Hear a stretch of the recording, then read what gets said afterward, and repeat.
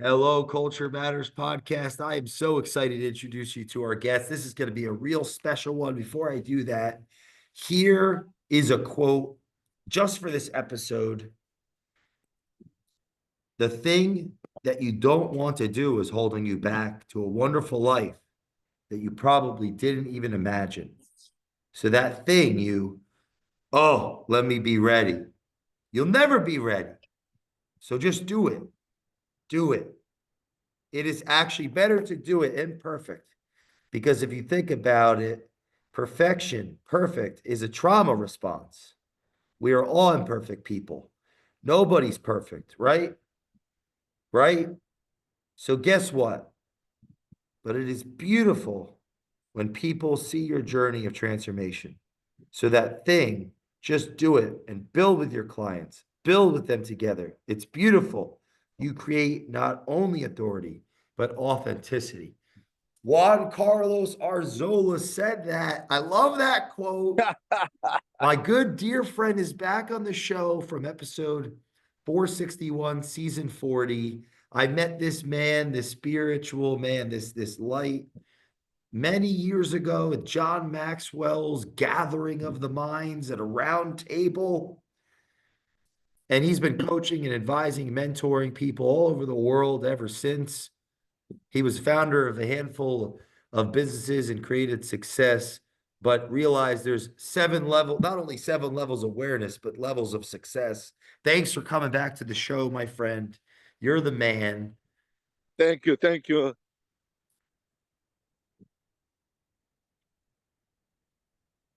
I'm curious what your thoughts are of your thoughts based on that quote. I was re-listening to our other episode. I was like, damn, I want to Yeah. introduce the show with that. That was really spoke to the soul there. You create not only authority, but authenticity. Yeah. Yeah. Perfectionism. It's procrastination. Comes from procrastination, and it's a trauma response. Um, and actually, I encourage the people that I work with to fail quickly. you know, like fail quickly, because it's like, okay, you figure out that did work or didn't work, but you get the lesson. I don't kind of see it like a failure. Mm. Fail fast, fail forward, but learn the lesson quickly. Don't take a week, a month, a year. You know, okay, I'm gonna try this. Work out, did it work out? Good. And one of the things, Jay, that I discovered was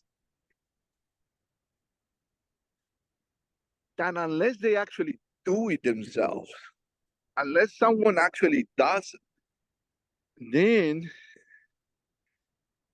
actually they will believe it. It gets in their conviction. I can tell them many times, many ways, show them, but unless they actually prove it to themselves, then they believe it.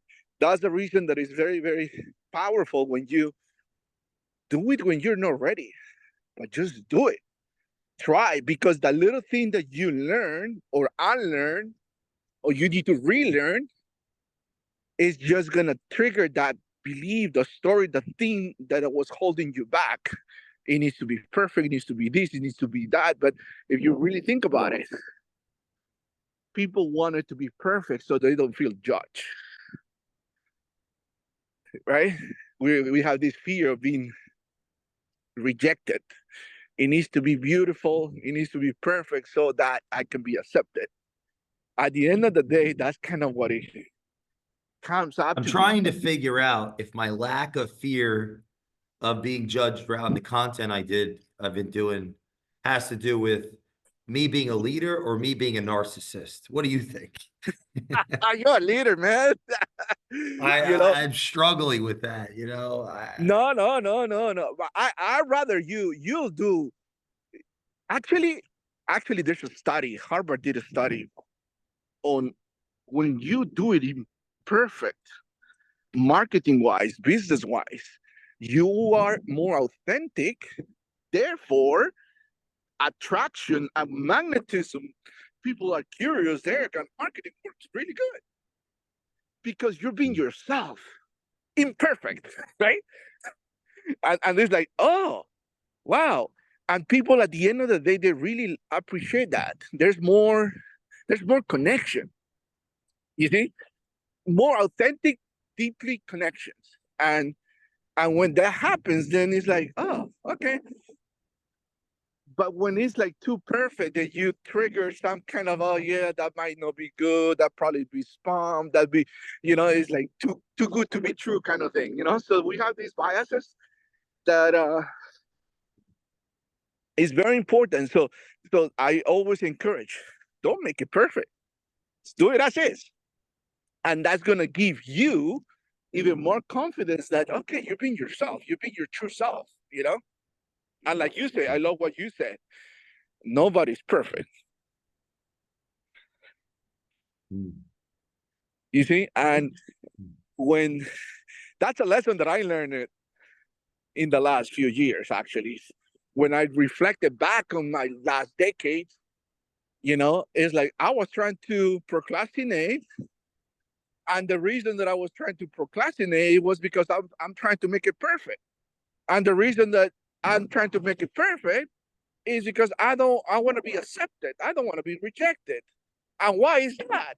Oh, because when I was a child, I was rejected when I didn't do the right things. So when you go deeper and deeper and deeper and deeper, it's a trouble. You see, someone, could be a parent, a friend, the neighbor, the news, you need to have this so you can be accepted. And even if you go deeper than that, at the end of the day, you want to feel love and be loved, that goes beyond the acceptance, because being one of the lowest vibrations or lowest feeling is this feeling of shame, of rejection, and love. That touches identity of who you are. And then you believe that you don't belong, that you need to be a certain way so that you can be accepted. And then you try to be someone else's model and you are not being happy. You see? That's why, but so to continue your point is, I encourage people to, you're gonna win or you're gonna learn, right? Like John Maxwell said, right? There's no failure, it's like the lesson is powerful. You're gonna learn through failure more lessons that you will be learned from people on the top. You gotta fail quickly, fail deep, boom, lesson learned, you don't do it anymore, right? Next day you won't do that mistake because you've seen it. Oh, I did this, that didn't work. You're not going to do it because you've done it yourself. You tested, you proved that to yourself. It's not a book that you read. You did this, you got that. And that's a very deep conviction that triggers beyond a belief. Does it make sense? Yeah, what role do our actions and what we do on a daily basis play in the beliefs or the convictions that we have or we think we have?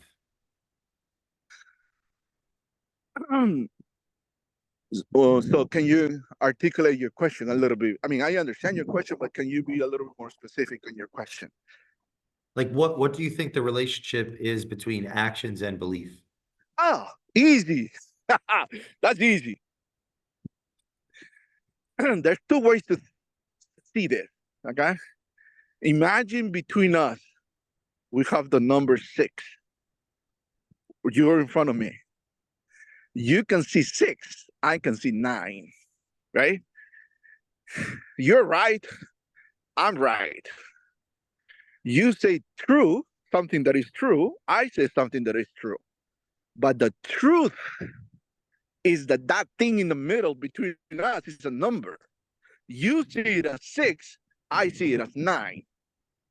Make sense? And that's kind of what's happening between the oh, what can I do in terms of behaviors or beliefs?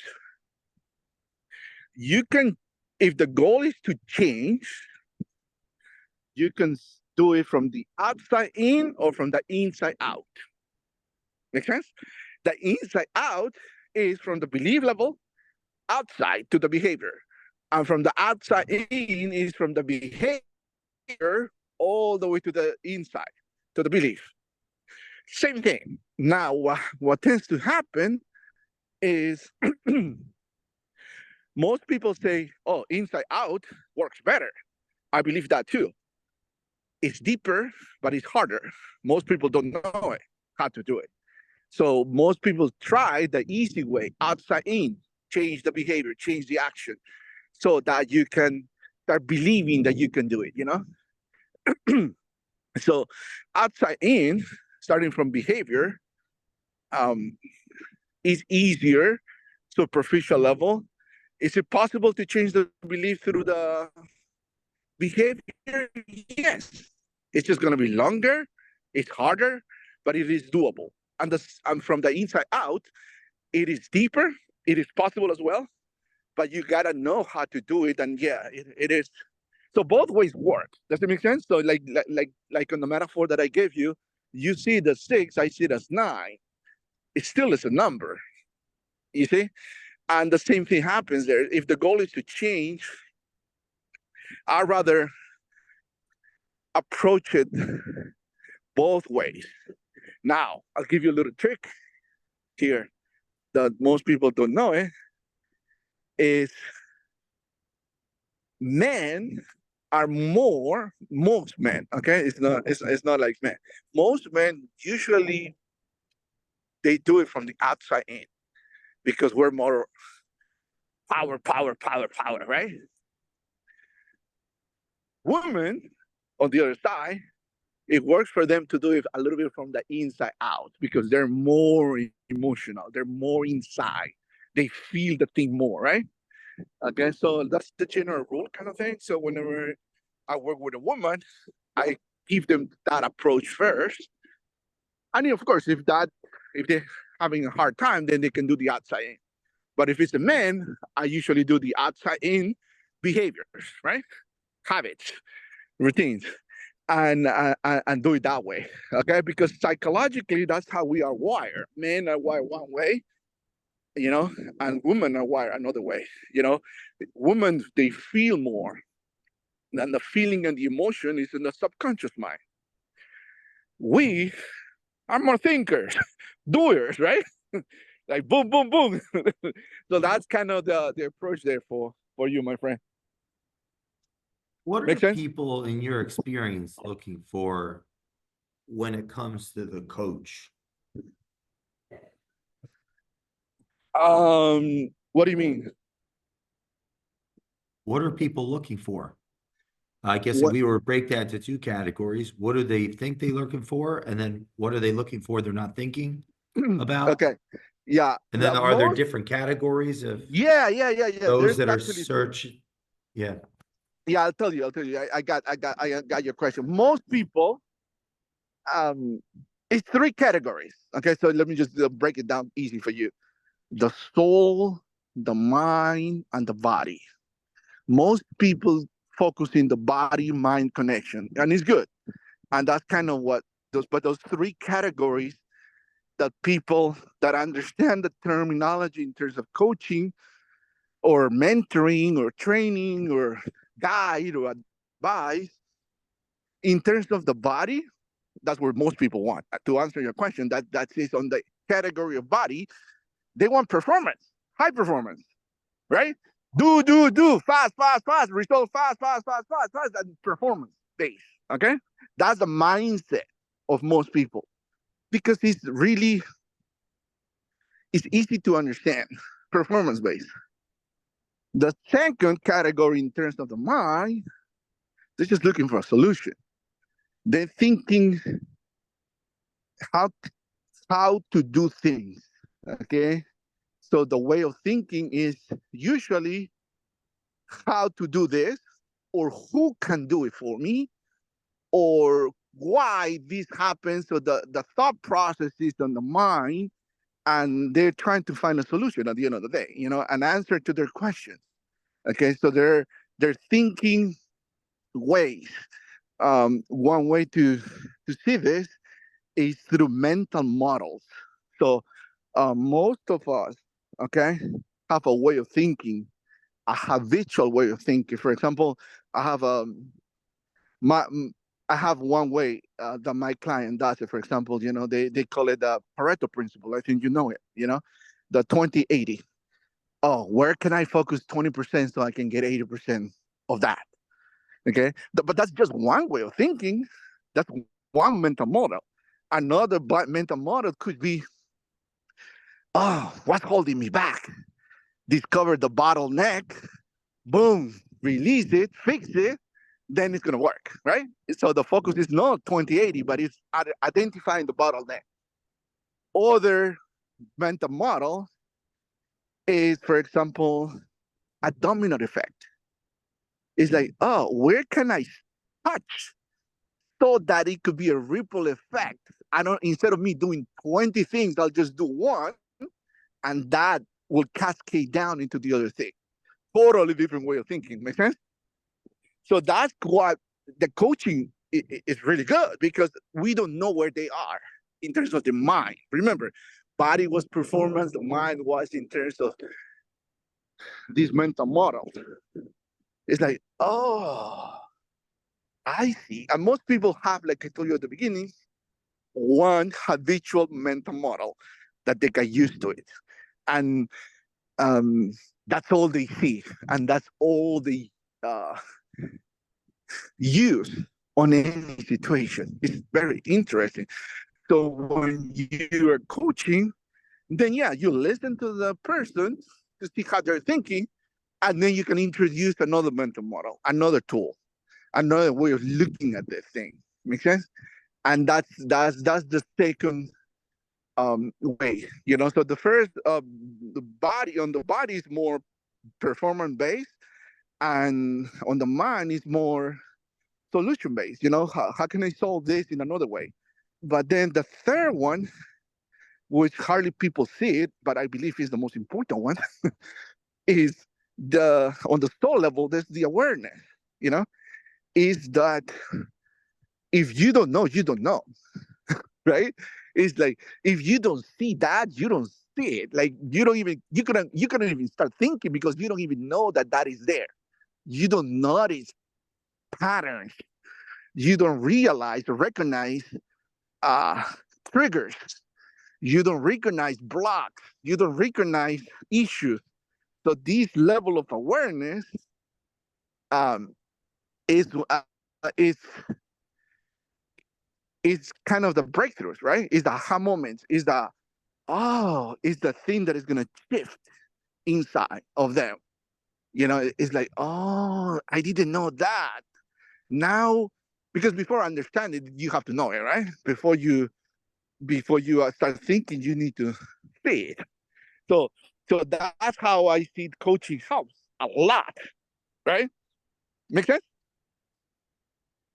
Now, what are some factors that can, or actually, first question is it in a hierarchy where it's body and is the base and then mind is above it and then soul, or can people come into this like mind and soul, or soul and mind? Got And it. Got what are it. your I thoughts love it. on I that? love it. Yeah. Thank you. Thank you for sharing that. Okay.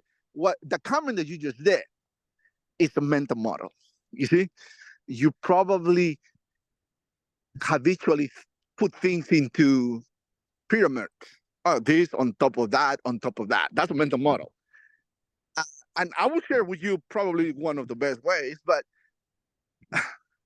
you can enter through any of them. You see, you can enter through the body, you can enter through the mind, or you can enter through the soul. People who go to church, it's easier for them to go through the soul. They'll become more aware because there's silence, there's no distraction. Okay, so when that happens, you want to make sure that you notice that. But usually, what I want you to do is from right to left of body, mind, and spirit on the sides.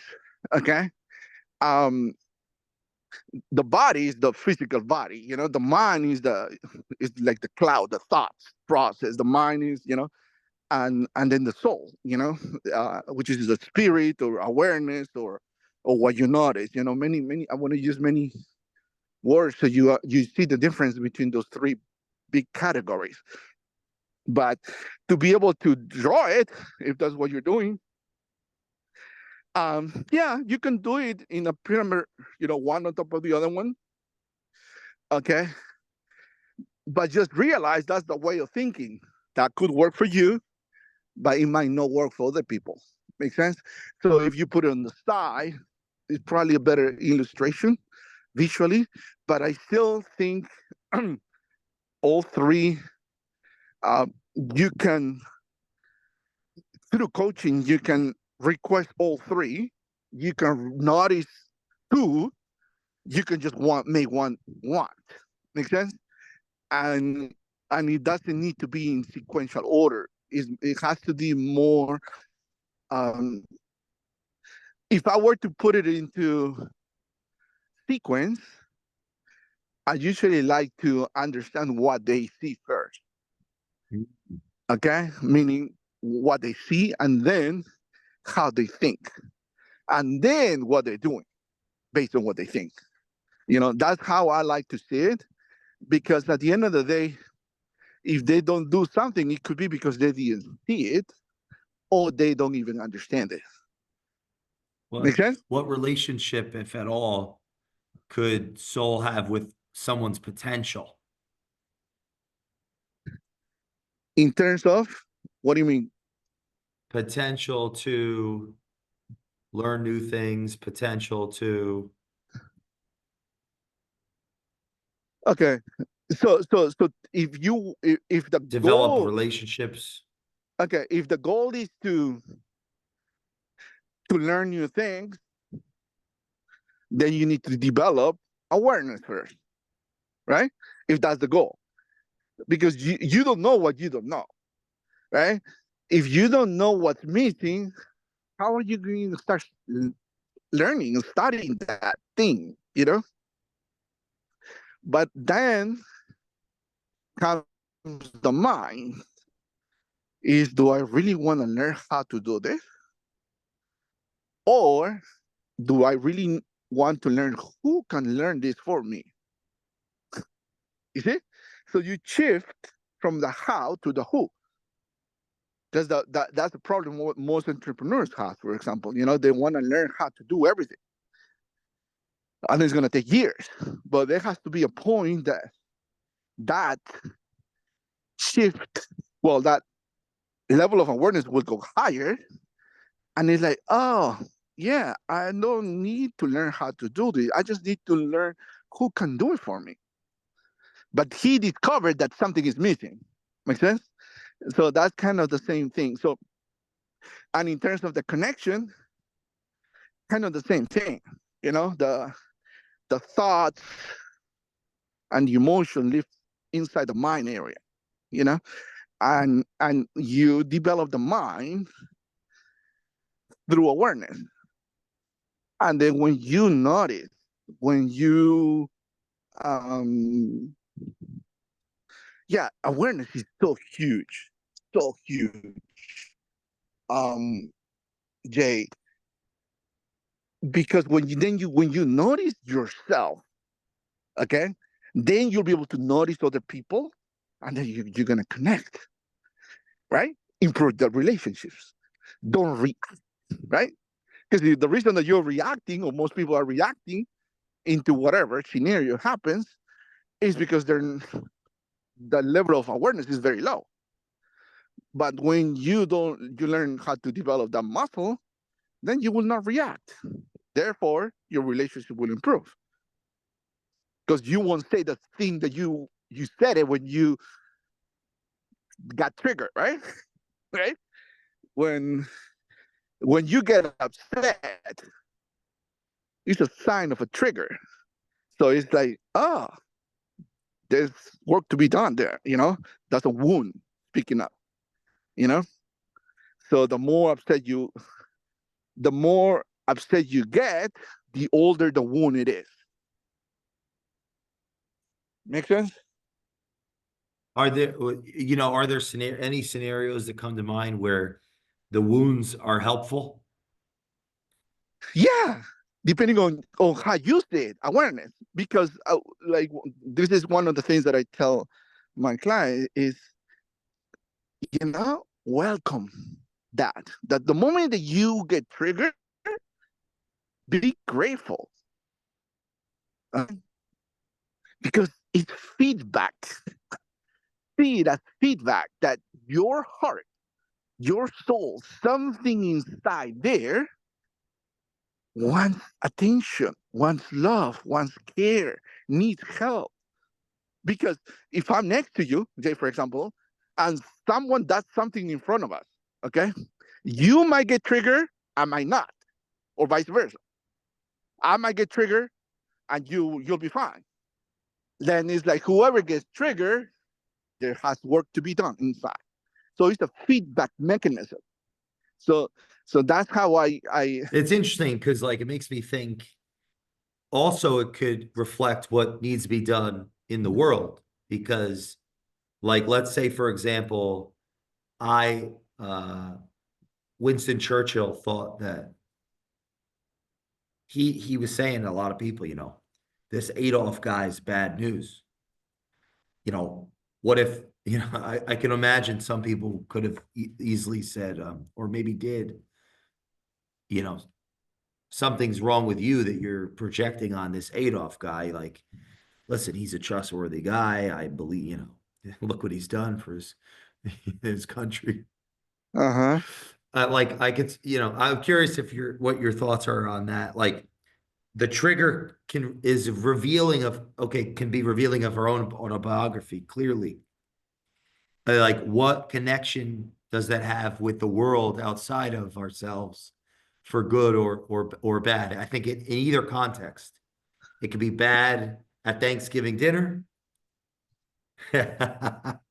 or maybe helpful for the avoidance of World War II if people had listened to Churchill, or obviously we ended up using him to beat Adolf and Stalin, and I don't know who was actually running Japan, but or Mussolini was in Italy. But the point is, so like you're triggered, right? I'm triggered,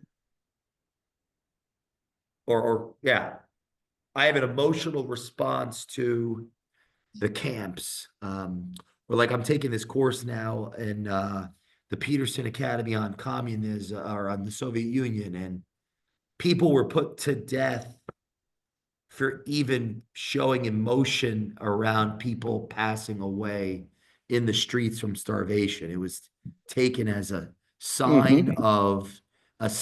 of disloyalty to the USSR Mm-hmm. to show emotion. So my question, right, more of posing like a curiosity. The triggers are feedback loops of information. What do we do with them? And can they be overly, yeah, can we miss the forest for the trees? Or how do we not miss the forest for the trees? Like, yes, Churchill's issues may have been a precondition for his intuition around Adolf Hitler. We still need to listen to him. What do you think about that? In terms of how to see the forest, that's what you meant. I think that's what you said before. Yeah, like listen, um, like how can we not get caught up? Yeah, well, I don't really have a question. I have more of an exploration. Like, Okay. it's a regret. Yeah. How do we? Okay, here's a question. How do we not avoid the regression? Regression, How do we avoid? like regression. Uh-huh. Regression from solving problems. Like it could an overemphasis on the person's autobiography and an abdication of responsibility of reality. Like there are things that we should be triggered about, like seeing somebody getting raped in the street. Mm-hmm. Oh, What do okay. you I see think? what you mean. Yeah, yeah. Like I'm triggered by like I hope to be the type of person that if I see somebody I don't know getting their purse stolen, Uh-huh. I'm going to do something about it. Yeah, you Now, why uh-huh. am I doing something about it? Maybe it's because when I was a little kid, I watched my mother get her purse stolen. Mm, And I want to rewrite that. I was powerless as a child yeah, as it related to my mother's purse being stolen. So as a man, I am going to act and move. got it. And Yeah. and it's my curse that's a blessing for my community because the other person, right? Me in another reality. So that's A, reality A. Reality B, as a child, it was sunflowers and rainbows and gold poured out of the faucet, the chocolate faucets, and there are no bad people in the world. I've never met one. Oh, that man, it looks like him and this lady are playing tug of war with her purse. What a wonderful, oh, I'm not going to do anything about it because to me, there's nothing wrong. I've never seen that. That looks like a fun game. I'm going to watch them play. So that's person B, right? There's Mm-hmm. no there's no impetus to intervene. To them, it's alien, as you would say, like, right? They don't know what they don't know. They Yep. don't know what they don't know. There's just a lot of irony in this. It's interesting to me. So, Yeah. like in That scenario comment that you A, said, yeah, they help don't me know out here. what you don't know, that's awareness. You see? That's why that's very, very important. Yeah, but Be- this is the paradox. They've never experienced the pain of the person A that when they were a little child, their mother's purse was stolen by somebody. They were powerless to exactly. intervene. Now Uh-huh. they are carrying that around in the world. That's their curse. That's their gift. Now they can see the mugging happening. They can see Yeah. it. And Yeah. and they're aware, but they're not like so I guess it's what we do with this awareness. Exactly. Are they a coward? Do they do nothing? Or do they do something? What do you think? Yeah. Well, that now we're getting into the mind. Okay. Yeah, Meaning that that's where I live. yeah. Yeah. This Now we're is getting into fun. the mind. Okay, so you have an option. So That's now really fun. remember you saying do. I gotta do whatever that action. You're talking about action, which is in the body, the behavior. Okay, and that's okay. Yeah. That's good. I just want I was talking when or we I could said stand by and trigger. watch. Just No, when I talk about trigger, I meant you got upset, an emotional feeling inside, dude, that you react. So you can actually do whatever action you want to do with love without um, um, getting angry. Yeah, but you still help the lady or the child, you see, but in a loving way, teaching them something, talking to them without getting angry. But you do whatever you want to do for the good, the whatever you call it good, right or wrong, or whatever, because the moment that we judge, the moment that we label things so this is not through, about the extreme examples. uh-huh, the moment that we say right, wrong, true, false, correct, incorrect, yes or no, we're judging ourselves, right? Like we're putting okay, but because it's for whatever you think is right for someone else could be wrong. Makes sense? So that's the mind thinking, and we are judging based on our values, on our beliefs. You see, we're going deeper. Like, oh, we're saying right or wrong based on what we think is important, which is values, or what we think is true, which is belief. Okay? Based on that, we have an opinion, right? And we want to do something, like you say. So my when I was referring to the trigger is, yeah, do it, but you don't need to jail. You don't need to get you upset. You see, you can say no, don't, please don't grab the purse of my mom. If you need money, I can give you money, but you teach that person the robbery, for example, like, oh, you know, uh, are you gonna have feelings? Maybe, yeah, I think we all do, right? But it's like, don't grab a gun and You're shoot making them. a call to action. Yeah. You're making a call to action for tolerance.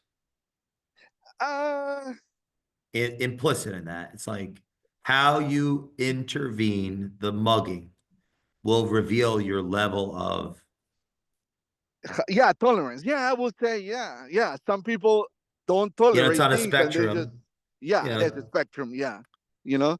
So, But I guess in a practical sense for our listeners, as it relates to non-extreme examples, like blowing up a meeting, mm-hmm, a work meeting, mm-hmm, maybe to take a step back, take a breath.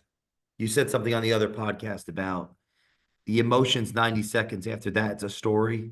yeah, So for our listeners, in that meeting, you take a step back, maybe you write down your thoughts, you write down all the things you want to say, how you want to kill your coworker on a piece of paper, and you crumple it up and you throw it away. yeah. Well, if Or we go, or you could jump up, you know, and yeah, just go into this tirade of power. And Juan Carlos, you're saying that would not be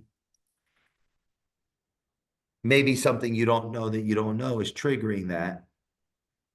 And yeah. and But and it would be one of helpful the to things, explore that. yeah. For example, one of the things that I'll tell you a personal story of mine. One of the things that happened to me, this is real, this is my own story, is when I went through a divorce 10 years ago. I just couldn't understand, forgive. I was hurt after this divorce, because of what I went through and what she did or whatever happened there. But then when you discover that she didn't do it because of who she is, she did it because of the trauma that she went through, that she grew up. Then and only then I was able to, change the story and forgive her and understand her, even though whatever she did was bad in quotes, right? Or wrong or whatever. Then you understand, like, oh, no wonder. How can you expect someone to behave in a certain way when they were raised in a, oh my God, in a very um um with not good values and convictions and beliefs, and of course she was surrounded with trauma. So when you then you understand, you see, then it's like, oh, then you learn how not to react, and oh my God, and forgive easier. It's way easier, because then you have more compassion. There's empathy. It's like, oh yeah, yeah, I see, you did that because someone else did that to you, therefore you thought that was normal. Right? It's like, oh, okay. So in other words, yeah, she did it, but it wasn't her fault at the end. Because at the end, if you really go back and we go even deeper into this, there's different kind of trauma, right? I'm not an expert on trauma, but I did learn a lot. There's generational trauma that it comes from your ancestors. A percentage gets affected to you, but there's also childhood trauma, something that you went through, that you experienced, which is different than what was on your DNA, you know? So when you understand, then it's like, oh my God, you know, it's life changing. It changes a lot of things. This is a great open loop for, part 3, 4, 5, and 8. And I'll use my testimony. I also looked at partnership I had, and I think the part of the reason would, uh, I could, I could forgive actions that I have contempt for, is I also don't like who I was once. Mm, Like right? So my former, let's say, let's use an example of one relationship that I think I had, I co-conspired in undermining and ruining, was a partnership I had. I also don't like who I was then. I wouldn't want to work with that version of Jay today. I actually did. I do my best to. I actually don't do my best to avoid him. I think I actually have called to him. I think I help. I think I help him. I help that type of person. I think Jay, but that's let me pause you right there. that. Yeah, yeah, yeah. Let me pause you for I was your a listener. co-conspirator in this. Yeah, but listen, that story, whatever that was, and I hope you share it one day, it's just gonna be the thing that is gonna most value for your audience, for them to see, to get to know you, that you're real. Nobody is perfect. We all make mistakes, you see, but because you went through that thing, you are a much better person. If you didn't go through that thing, then it's like you don't learn the lesson, right? So so so it's Well, yeah, it's a it's not just going requirement. through it. It's This a is requirement. it's a testimony to this awareness conversation you're bringing to our listeners is, and myself, is it's not just going through it. It's how I'm reflecting on how I went, how I was going through it. Like It's I I am uninterested in. I'm not interested in building a platform about what that person did or didn't do, because I was participating. I, uh, I was participating in it. Like, I, yeah, yeah, I could easily pontificate on, and it's almost like I don't want to do that.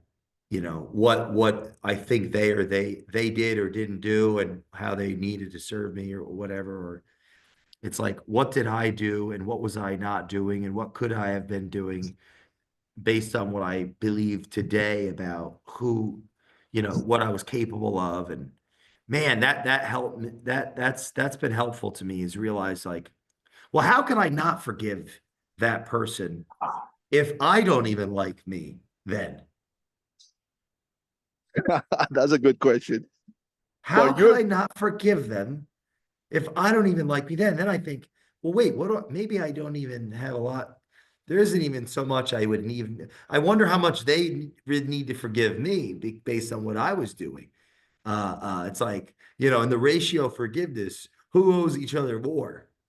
I don't have answers to that. This is more of maybe people. Well, I would bet money people could relate to this, because, right, life is suffering, and I will tell you this. Yeah, I mean, I love this fun conversation, by conversation. the way, Shane. I love this Yeah. conversation. Um, but I just want you to notice something, okay? You're bringing the focus, which is the mind, the focus, you're highlighting the event that happened, okay? Maybe 10 years ago, whatever. I am highlighting when you were 5 years old, because that event that happened when you were 5 years old is the regional cause for whatever happened to you 10 years ago. Make sense? So you always want to see beyond the situation, because whatever you did 10 years ago, something you experienced when you were 5, 6, 7 years old. Guaranteed. Okay. And it could be something as little as, you know what? I didn't feel loved or accepted. I always want my mommy next to me, and I don't even know where I was. And now, getting older, I'm going to do as many things as I can so I can feel the love. Make sense? You see? So, my friend, don't judge yourself. We don't want to judge ourselves. You did as best as you could do on the level of awareness that you had at that time in your life, for whatever reason. Okay? You did it. Make sense? But the origin comes when you were little. That little Jay playing in the background, trust me, He didn't feel something. Something was holding. Something was feeling. You see? And that, if we don't heal that trauma, the wound, that thing, or express it or release it, then it'll create a ripple effect. Make sense? So that's what I can tell you. You highlighted on things, whatever happened 10 years ago with a guy and this and that's okay. And I get it. I understand it. But Well, you life is a did it. series of this. Yeah, I mean, yeah, that's all that's life fine. is. Yeah, Conflict. yeah, but that didn't originate there. That originated when you were a child, 5 years ago, when you were 5 years old. Connect the dots. Well, and I'm not gonna do. That's a good segue to another episode. I'm not discounting that. That if we reduce, the question is, what are we doing with all of it? And Nietzsche said, "Be careful in casting out your demons. You don't lose the best of yourself." Mm-hmm.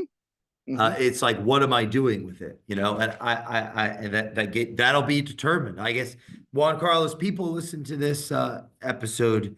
What is the best way for them to connect with you? They want to bring you into their life and be enriched by your sage. What would be the best way for people to follow and connect with you? They can find me on Facebook and direct message me, Juan Carlos Arzola, or I'm launching a new platform at Ask.me, which is gonna be really good, actually. So they can just send me a message or DM me or reply to an email that I will send them. So the best, probably the easiest, will be Ask.me. It's a new portal which is gonna be, um, how Google gives you answers and AI gives you answers. We're gonna give you answers, but it's gonna be more personalized and more human connected. It's no machines. It's gonna be more human connected. So that's the difference between us. That's where I'm launching actually soon, very soon. Well, thank you for coming back to the show. If you're listening to this episode, I would challenge you to go to episode 467, season 40. Follow Juan Carlos, and we will see you next time on the Culture Matters podcast. Please leave us a review. Thanks for listening to the Culture Matters podcast. Thank you, Thanks, my Jay. friend.